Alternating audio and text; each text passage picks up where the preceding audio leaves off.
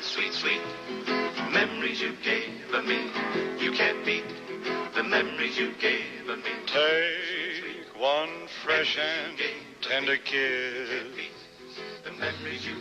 When I came up from Winnipeg in 1946 and arrived in Toronto, I was amazed to find it to be such a stodgy, conservative city. They rolled up the sidewalks on Sundays. The blue laws were in existence, and there was nothing to do. And as a result, the radio programming was on the conservative side. And we at CHUM, we plodded along, sunrise to sunset, sometimes going off there at 4:45 in the wintertime. I was hired to do, first of all, a morning show. Then at 3 o'clock, I'd do a show from one of the theaters downtown. It was an audience participation show with lots of women winning prizes. So I guess that was the forerunner of Let's Make a Deal. In just a few seconds from now, we're going to throw the switch that makes CHUM Toronto's most powerful day and night station. Before I acquired CHUM, I was in the patent medicine business.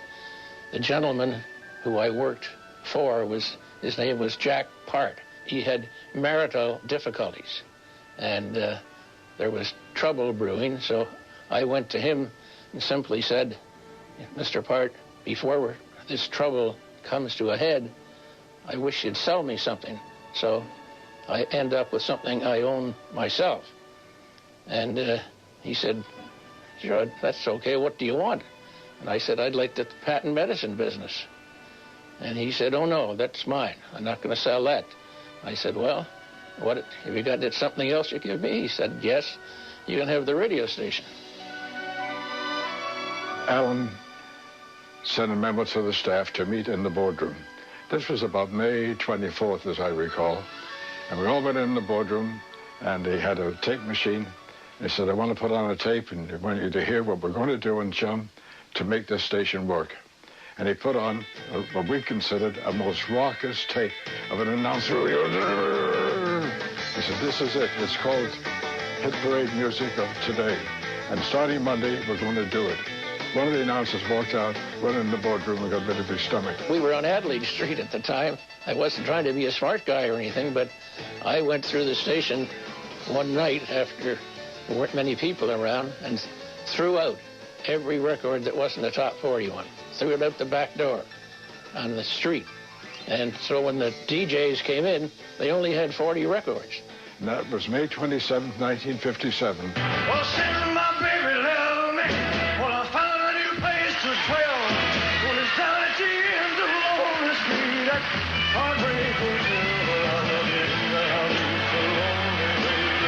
I'll be so lonely. I'll be so lonely I could die.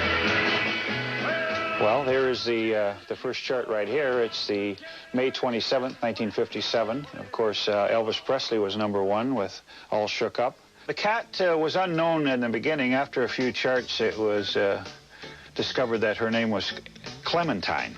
Clementine was replaced by an unnamed kangaroo.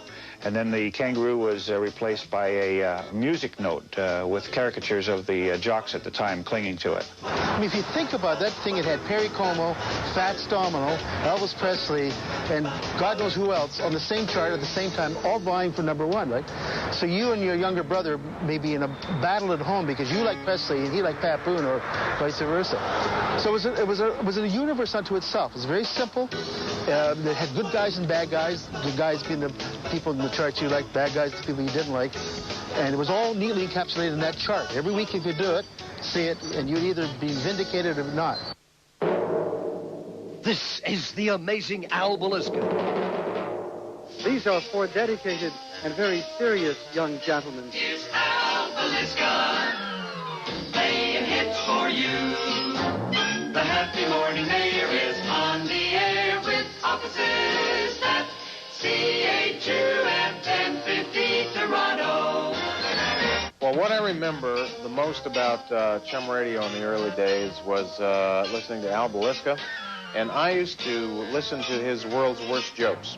He told maybe 1 or 2 every time, and I'd be listening, scribbling as he's telling them, so I'd maybe get 1 joke down. He had a little boy's approach that the adults loved. He was terribly irreverent, which the younger people enjoyed. Believe it or not, Al Belisca, who was one of the best morning men I've ever seen or heard. And he was a good friend of mine. Was a very shy type. He will be heading out through Canada and the United States on a college tour. Belisca was a dream, you know. Beautiful, beautiful guy. He died too early. You kids and you others who are listening to me now, hear this. You're being had. He's back again. Here's Pierre. Chum's Mr. Burton is on the air. He's back again. Here's Pierre. Chum's Mr. Burton is on the air. I can't believe to this day that I actually did 11 commentaries on the news every single day, 5 days a week. I must have been out of my head. They didn't pay that greatly. They gave me a big tape recorder, and I would tape my commentaries in the evening after I came back from work, and then I would take them out the driveway and put them in the mailbox, and some poor guy from Chum would drive out about 4 or 5 in the morning and take them down to the station. They ran twice, 11, and then another 11. I was on 22 times a day on Chum.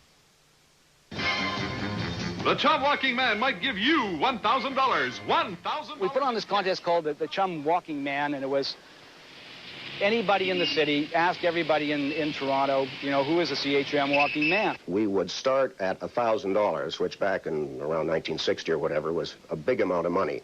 And we would simply say that the walking man will be out in a particular shopping center or wherever, and the first person to go up to that individual and say, "Are you the Chum Walking Man?" would get the $1,000. I knew we had a dog, and Slate's kind of looking at me like, you know, get this off the air. I'm so sorry. Everybody in elevators today, you know, is this a CHUM Walking Man? No, there's no response, there's no calls, there's no nothing. So he said, hey, for $200, the CHUM Walking Man wearing a bowler and our Bermuda shorts and the costume the fellows used to have, he'll be at Yonge and Queen. I deployed the Chum cruisers. One would come from the east, one would come from the west, the north, the south. 4 DJs in 4 cruisers, and one of them is the right one. We estimated something between 20 and 35 people would be there. And what we didn't realize is that there were tens of thousands of Torontonians that showed up that day. You couldn't move at Queen and Yonge. It was stopped. I tried to turn off Avenue Road there into Queen Street, and we could not. The traffic was backed up to there. The subways were pulling in, and people couldn't get off. And they were screaming at us. And at one point, they started to rock the cruiser. And we were nervous. And there was a cop with a funny look on his face. And I said, "Can you help us here?" He said, "You started it, you stop it." Hugh McDonald has been our Chum Walking Man. Hugh, how have you found it for the last week or so? It's been very good, Harvey. Very good indeed. I've enjoyed What about this traffic jam down here? Well, what a sight, isn't it, eh? It was really a bad scene. A lot of repercussion up in the offices. But I will also say that we got a lot of publicity.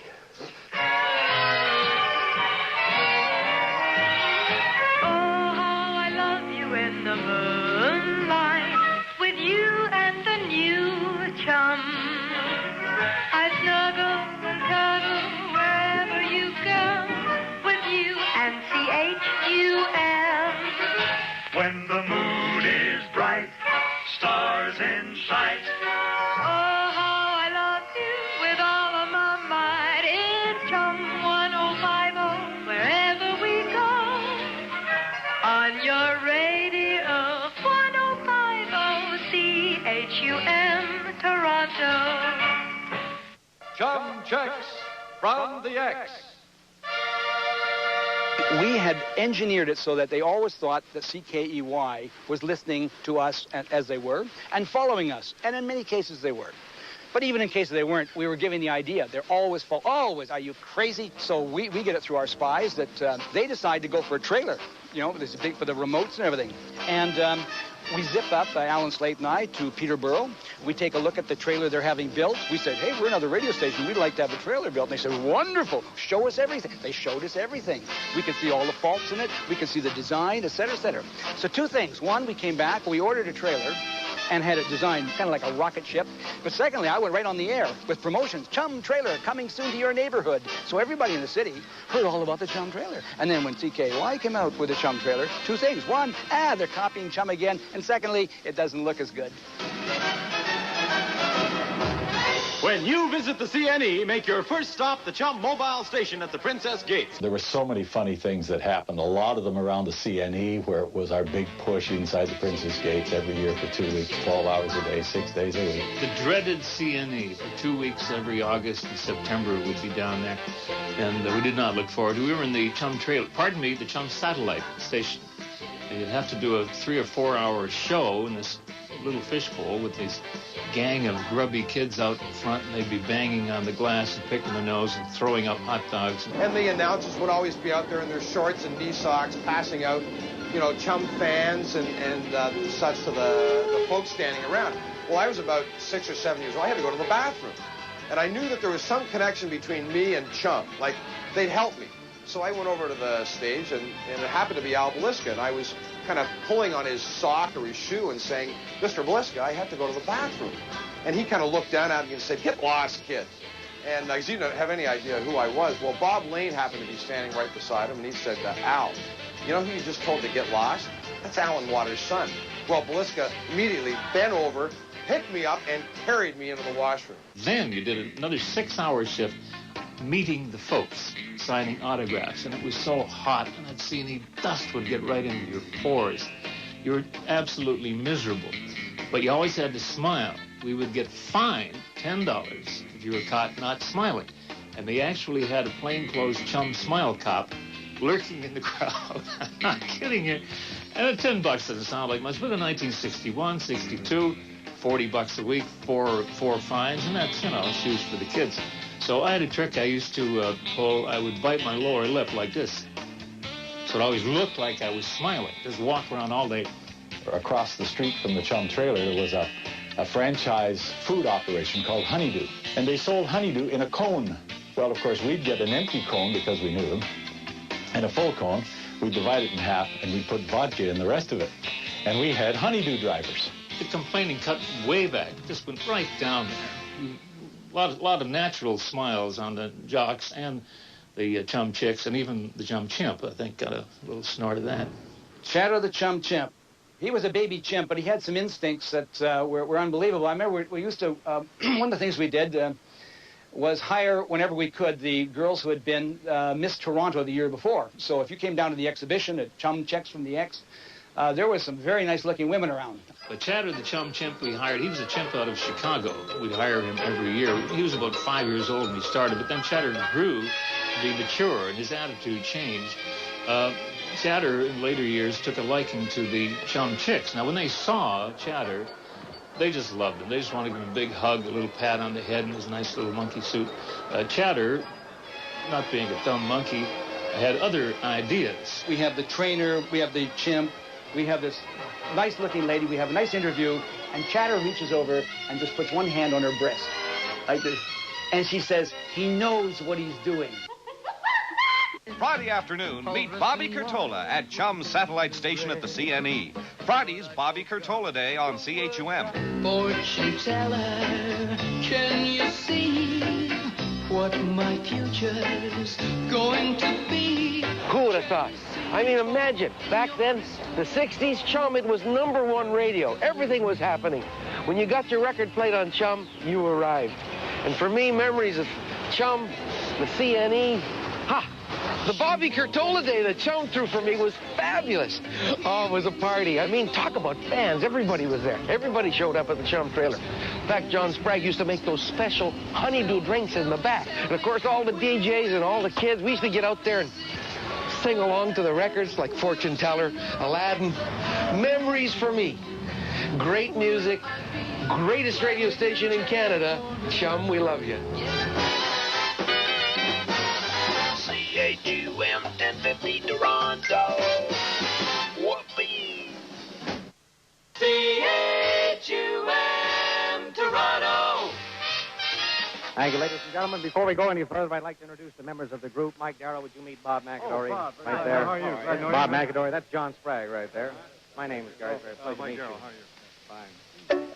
Fine. How do we look, folks? Kind of great. You like the jackets? Nice. We made them ourselves. Somewhere in Toronto, there's a Chevrolet with no seat covers. So it was decided as part of our CNE promotion that we should put together a singing group and build a stage out back of the trailer, and we should go out and sing. So Mac knew how to sing and play a guitar. He played a 12-string guitar. Gary Ferrier played a ukulele. So I got a bass drum, an old bass drum that I bought at Salvation Army. But the best was Mike Darrow. He had the best voice. He was a trained singer. So we had one singer and 3 buffoons. Let's welcome them now, everyone, the Chumming Birds. On the wings of a snow-white dove, he sends his pure, sweet love, a sign from above. On the wings of a dove. When Noah had drifted on the flood many days, he searched for love land, in various ways, Well, troubles he had some, but wasn't forgotten. They sent down his love, on the wings of a dove, on the wings of his dove. Mike Darrow. He was a tall, handsome, movie idol handsome, genial, lovely guy whose smile would just light up the room. He had a beautiful sense of humor, and of course he was a very popular on-air personality. Mike spent 5 days in a car as a promotion for an automobile dealership. And while he was up there, his wife gave birth to a child. And Mike couldn't get down out of the car, so our promotions manager at the time, a fellow named Alan Farrell, went to the hospital to sit with Mike's wife, Kathy, and everybody thought that that was Mike Darrow until Mike Darrow showed up, and then nobody could figure out who the hell the husband was. You're on the go with the Dick Clark Radio Show on Chum. We had stations in the U.S. that were very similar, that were the station, the hot station. Chum was it. I had a show on Chum at one time. It was one of the most important parts of my life. We created it in my home in Philadelphia and in Connecticut and blended it together with an audience sound. And people would literally show up at the radio station and say, I want to go and see the show. It was way before its time. NHL hockey live on Chum. Well, it was the spring of 1964. Leafs had won Stanley Cup a couple of years before, but in that year they were having a struggle. And I'd been reading an article about how superstitious Punch Imlach, the coach, and a lot of the players were. So Peter Dickens says maybe what they need is the Chum Witch. I'm driving in, I hear this, I go in, what's that? Chum Witch. Sounds good. He says, just an idea. I said, why don't we do it? Punch Imlach is a superstitious fellow, really, and I can recall him talking to Mr. Clancy about a witch, but I didn't really know what was going on. And then we found out later that he got this witch from Chum. Phyllis Shea was the name of the gal, and we had her all dressed up, you know, with the green makeup and the thing, and we're outside Maple Leaf Gardens, and we got in. Of course, they won the game. We don't send her the next game, and we get this phone call, you know, it's Punch Imlach. Where's the witch? And every time she was brought in here, we won the game. It's the last game. They have to win the game to get into the finals. And she'd be right there by the bench with, she was all dressed in black with her hat, just like a real witch. And she'd have her wand. And she'd, every time a player would be going on the ice or something like that, she'd naturally wave that wand at this player. It's about 15 seconds to the end of the game. Leafs are losing by 1. The place is nuts. The place is going, Chum, Witch, Chum, Witch, Chum, like this. And at this point, the whole thing kind of goes into slow motion. A Leaf player circles back and is coming in. Just as he's coming in, Phyllis yells, shoot! He bangs the thing up, the light comes on, we have scored, and then it's the end of the third period. Things worked out very, very well for us. I mean, we end up winning in that, so you said Punch was right again. Every hour on Chum, win 2 tickets to see the Beatles in person.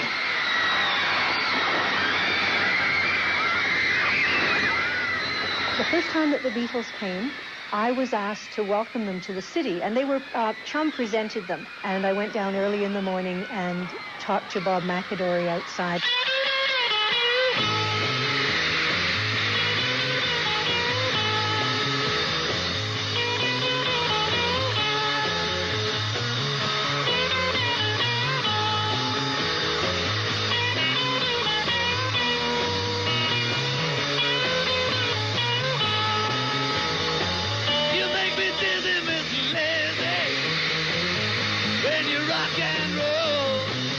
The Ponch and Trudy Show. where the Beatle people meet. We were on every Monday to Friday from 8 to 8:30. Dave Johnson always wore a suit and a tie and a white shirt, as I remember.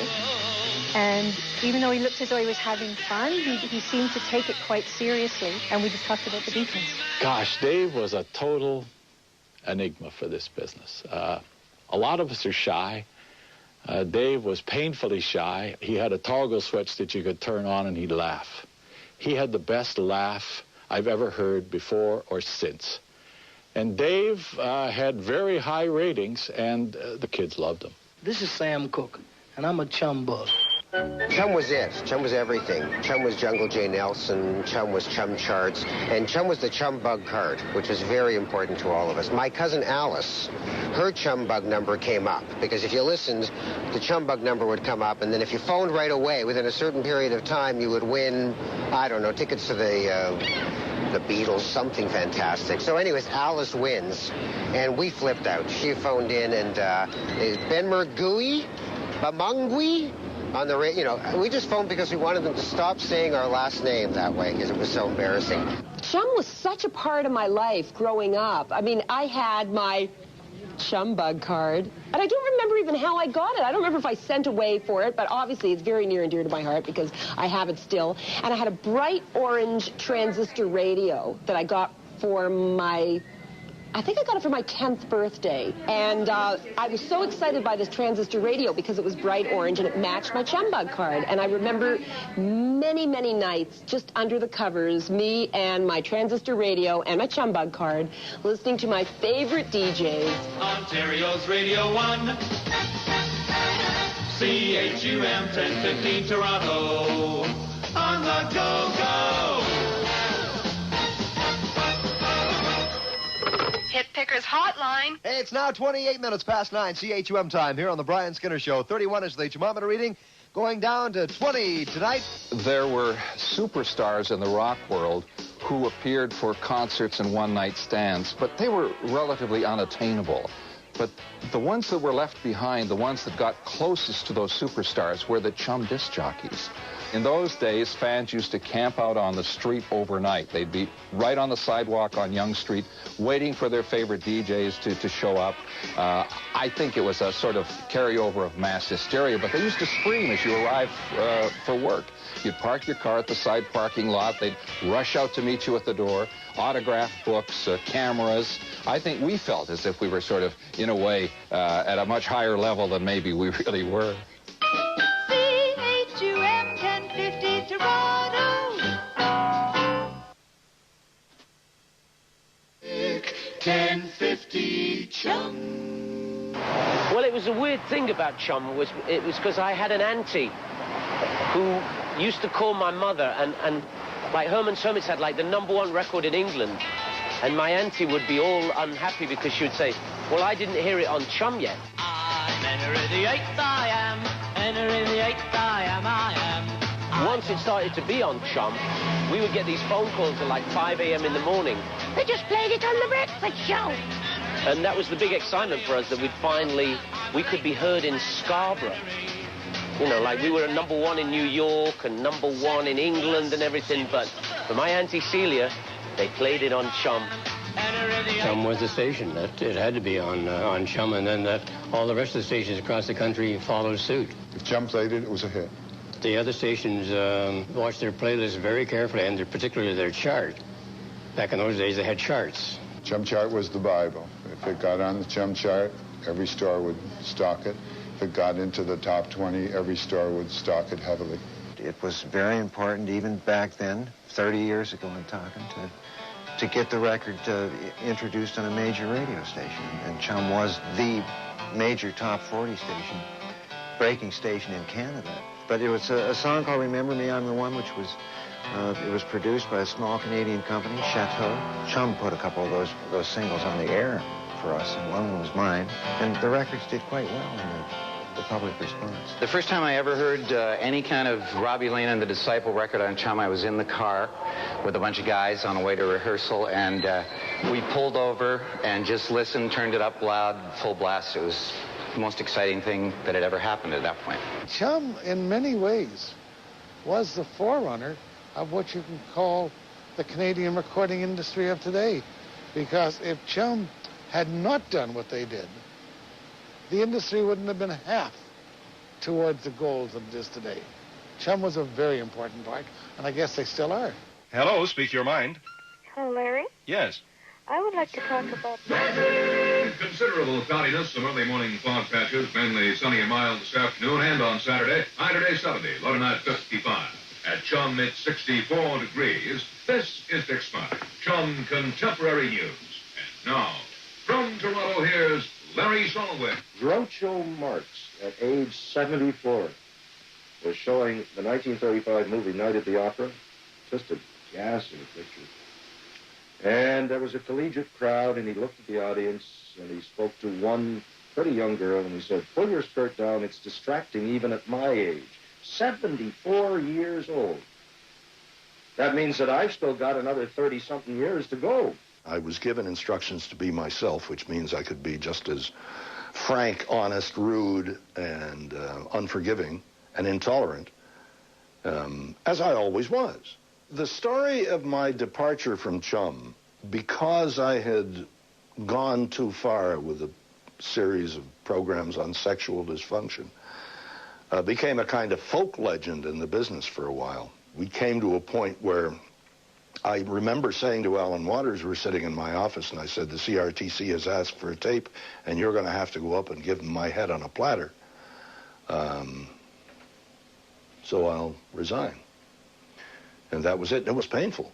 I think about it now. I get a little sad that it did happen. I don't think what I did was so unusual. Good grief. All kinds of people still say to me, "Hey, what we hear people doing today, you got put off the air for doing 25 years ago." And that doesn't make me really feel any better. But it happened. Jackson Armstrong, show us what you're digging. How do you lead? Jack Armstrong was an interesting character. He was the fastest tongue in the West, is how he used to bill himself on the radio. And without a word of a lie, he could talk faster than anybody I've ever known. He had a great act. And the first show that he did on CHUM, we had an operator there to operate the controls for him, and the operator was simply too slow because of the way he liked to work. So he simply got up, came out from behind the other studio, sat down behind the control panel himself on his first show, and operated it as if he had been operating that board for 20 years. These are the airborne dukes for you. Second to South Korea, the Jackson Armstrong go round honey on CHUM, where it's all happening on a swinging type of Friday night. You make this one a little bit on its way up. You kind of heard it first here on CHUM, you know what I mean. It was a Skinner winner, but you heard it before that on my show, baby, because I think this thing is so strong. He was an absolute magician on the air. The last, probably, of the really electric, fast-talking DJs from the top 40 heyday years. Hi, this is Donny Osmond, and I'm looking forward to talking to all my friends. This is where it all kicked off. CHUM was playing Puppy Love at the time.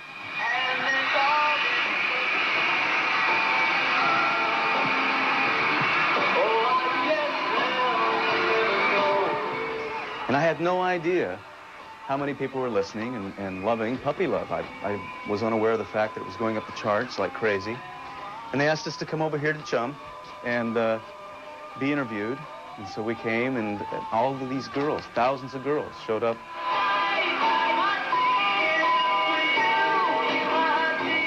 One of the jocks took a tie to the front door, and these kids had completely surrounded the front door, and the police were having trouble keeping him back. He opens the door a fraction of an inch, throws it out, and says, "This is Donnie's tie," and the thing just disintegrated. It was gone, just completely gone. It was actually dangerous. I wish I would have had cocoa at the time.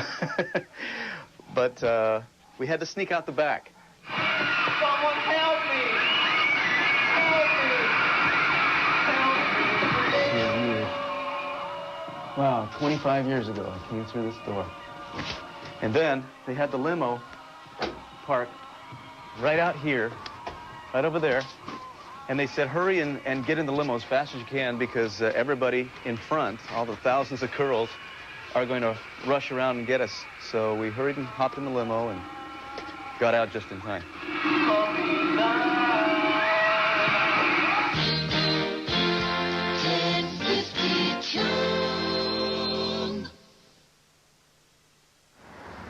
1050 Chum. All the DJs say this one's on its way. It's the cream of the crop. It's the pick of the pop. Here's tomorrow's top tune today. CHUM 1050 Toronto. Pop, pop, pop. Did you get Lane last night all night long? Did you, Bob Lane? 1050 Chum. 1050 Chum. You are the reason we do what we do. We do it for you on 1050 Chum. I listen to Chum. I listen to Chum. I listen to Chum. I listen to Chum. My brother Paul used to collect Chum charts, and I remember he had a stack of Chum charts this thick, and to this day I still answer the phone. I listen to Chum. And there's more good things coming your way in 1973. When we make the first call of the new year, don't say hello. Say, I listen to Chum. We never won. But hope springs eternal. Terry Steele, 1050 Chum. The Bear. Terry Steele was one of the first guys that I met when I went into the radio station. He was a big, friendly kind of guy. He had the big voice that could be intimidating, but he had the heart that was as big as the world. And he was just, he was a true friend of mine when I was there. He was just a really good guy and an incredible disc jockey. He was very talented. This is Jay Nelson along with Dave Wright at Maple Leaf Gardens. Apparently, Chum's Terry Steele is going to go ahead with it. He's going to meet Sweet Daddy Siki here in just a few moments. And he has got it. Big round of applause for Sweet Daddy Siki. And he has got it. Here he comes. He's being carried into the ring. Chum's Terry Steele. And behind him is his entourage of 6 beautiful young ladies throwing rose petals in his wake.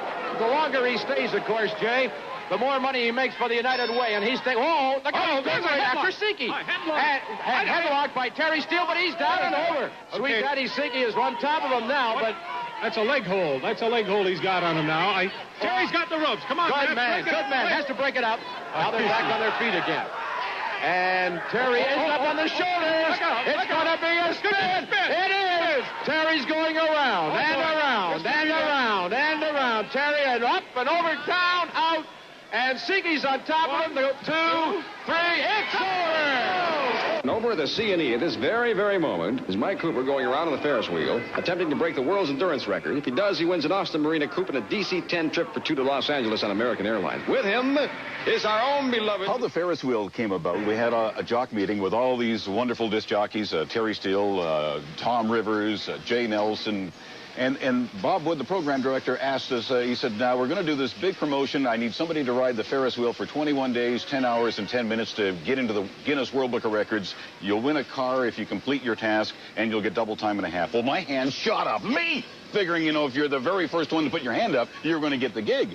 Well, then I noticed that nobody else even attempted to put their hand up, and I went, uh-oh. Sleeping is the worst. It is the very worst, to tell you the truth. The carny usually closes down between 12:30 and 1 o'clock, and I just roll down this little devil here, all the flaps. I got little curtains that I put across, and I only got a 3-foot seat that goes out about another 2 feet, and I sort of get in a... You'd have to see it to believe it, the position I get in to sleep. And usually the people hang around for about 2 hours, just...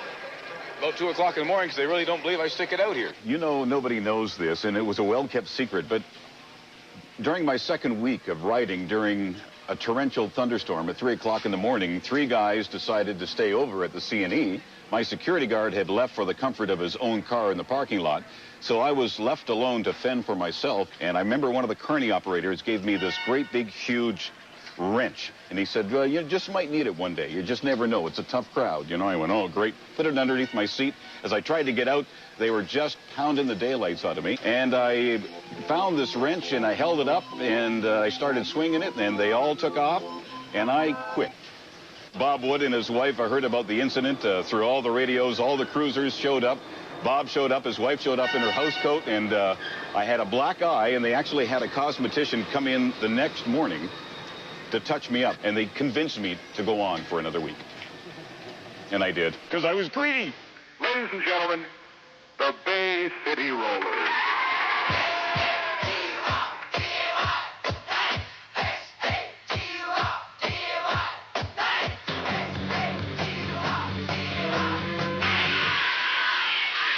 started beautifully with 35,000 people on Nathan Phillips Square listening to Bay City Rollers music on the PA and then applauding politely when the Metro Police pipes and drums prepared a Scottish welcome for the Edinburgh boys. Ladies and gentlemen,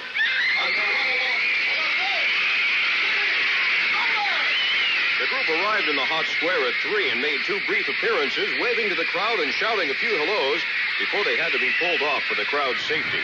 The Rollers got away safely, and the main problem for police now was cooling off the overheated, exhausted fans, many of whom fainted. Hi, this is Woody, and this is Leslie of the Bay City Rollers. We'd like to thank all of our fans who turned out to see us at Nathan Phillips Square.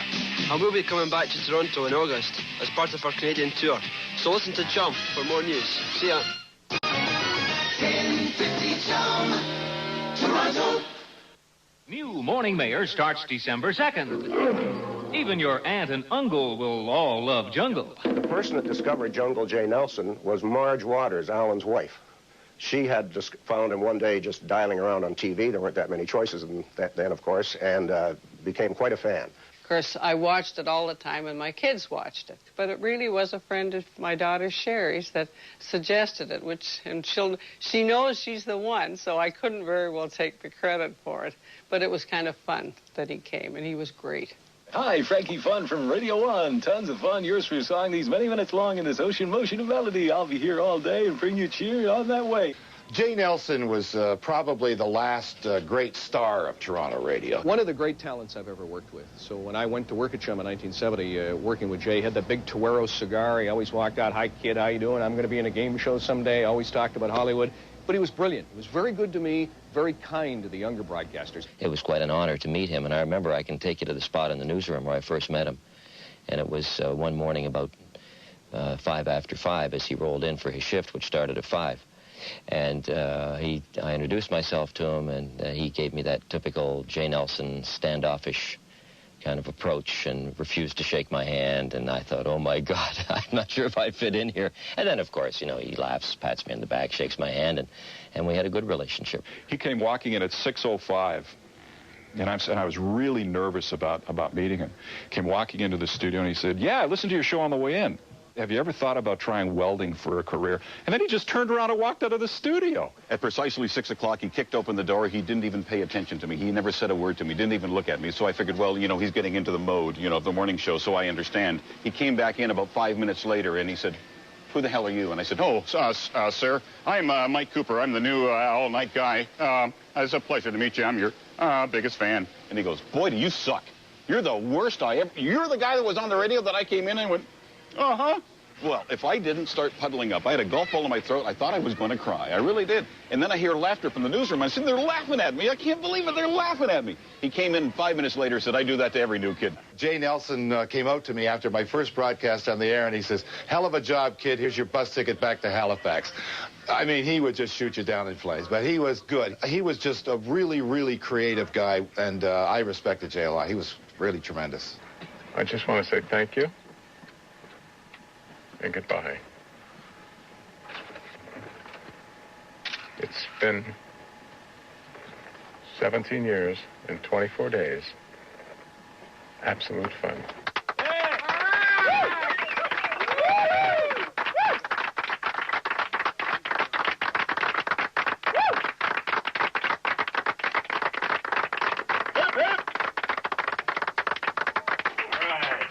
For he's a jolly good fellow, which nobody can deny. To everybody, I just want to say thank you, right? Here's to you, Dan. All right.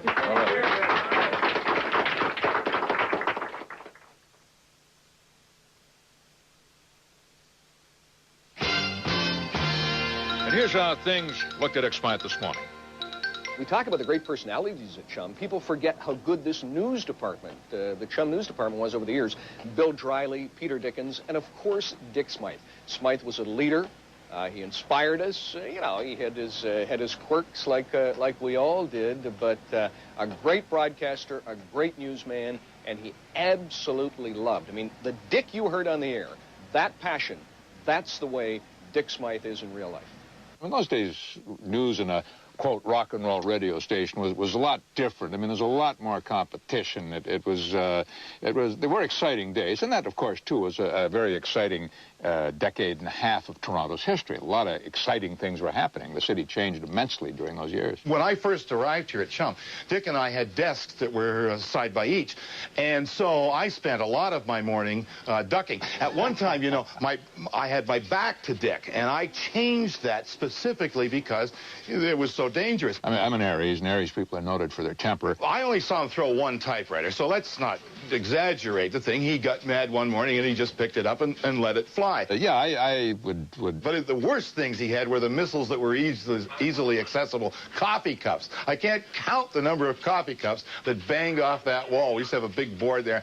Wing! And you had this shattering pieces like that. I mean, there's a lot of little things. We laugh at him now, but... The other thing was his pipe. When he'd get mad, he'd chew on his pipe, and then he'd bang it. We used to have a big wooden box that was full of paper and everything like that. And he'd bang and bang, bang, bang this pipe over there and then blow it out. And then he'd go in and he'd go on the air and he'd come back out from the studio and this big basket of paper was aflame because he'd put live ashes and, oh, he was just a hoot. You know, I kind of regret some of the temper tantrums I used to throw. I'm much, much more mellow now. Smythe was the best news reader I have ever experienced in this business, but the man was crazy. There's no doubt about it. He was just...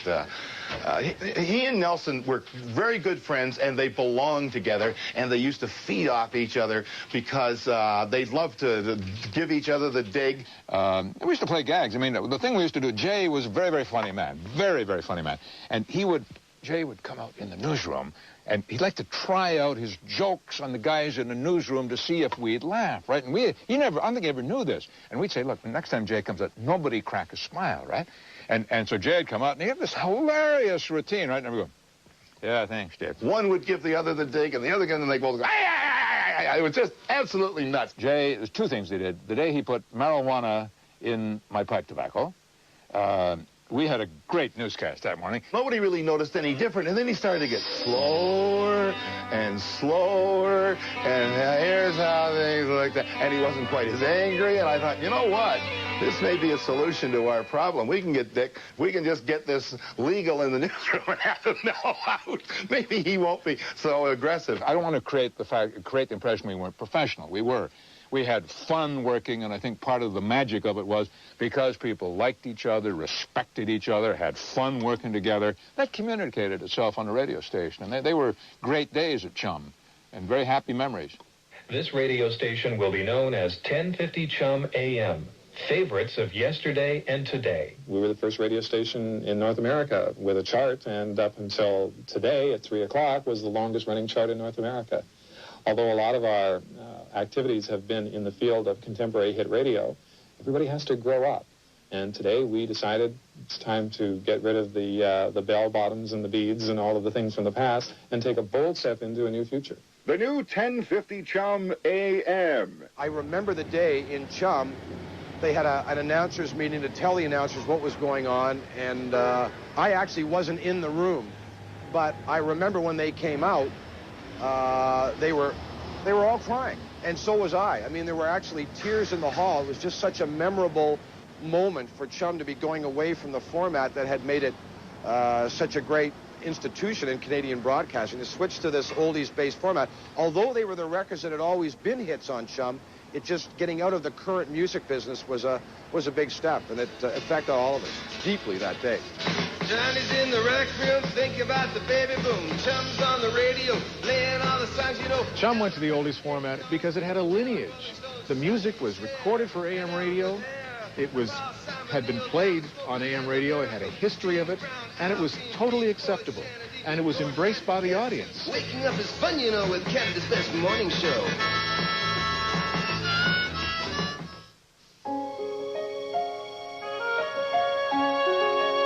I'll tell you how important CHUM was. It was the first. It's like the first kiss, the first date. It's the most important thing. There's a kind of purity to it, you know, that doesn't exist anymore.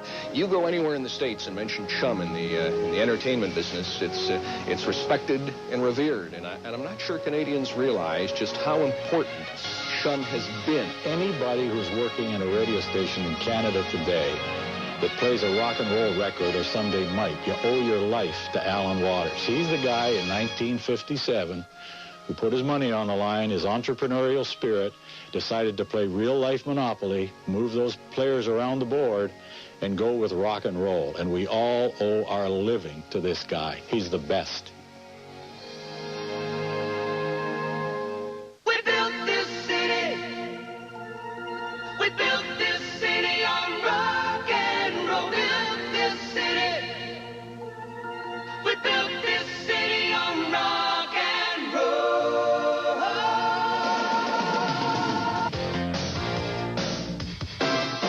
Say you don't know me. I recognize my face. Say you don't care who goes to that kind of place. Knee deep in the hoopla, sinking in your fight. Too many runaways, eating up the night. Wow, too much, huh? I got a lot of memories there, because I was there for a lot of them. Anyway, we have a special coming up. A Godzilla-like monster takes over Canada on the eve of the federal election. It's a premiere. Albert Nuremberg's satirical allegory. It's an allegory. Anyway, it's Extreme News next on City.